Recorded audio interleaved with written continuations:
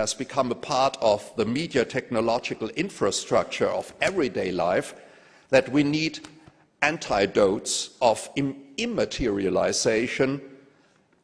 We need a new aesthetics of existence. And it is precisely because the media and their power to stage events are penetrating deeper and deeper into reality that people long for the real reality, the reality behind the screens. The one world that media technology has staged provokes a kind of human compensation. And this human compensation will be the lifestyle pluralism. In other words, identity discourses circulate as a kind of human compensation for the universalism of global communication. The more complex and the more spatially wide-ranging living conditions and circumstances become, the more we need the local self-organization of communities of choice, communities of interest, communities of practice. And here it's very important to understand what Mark Granovetter means when he talks about the strength of weak ties.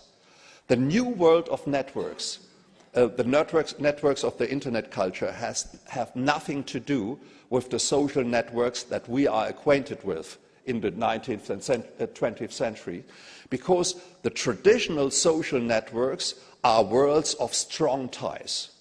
They are worlds of real friendship. They are the worlds of intimacy. And the new social networks have nothing to do with it.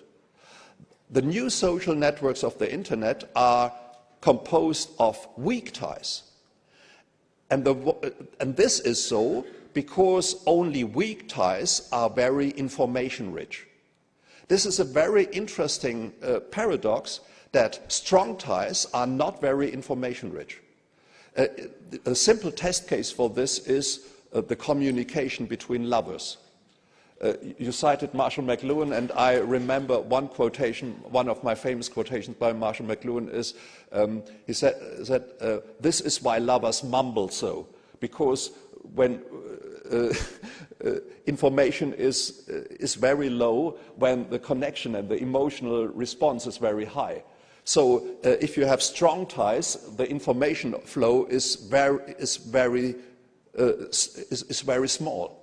And if you have weak ties, you get lots of information. Mark Granovetter tested this with research concerning the question, how can you get a job? Which is a very important question. How can I get a job?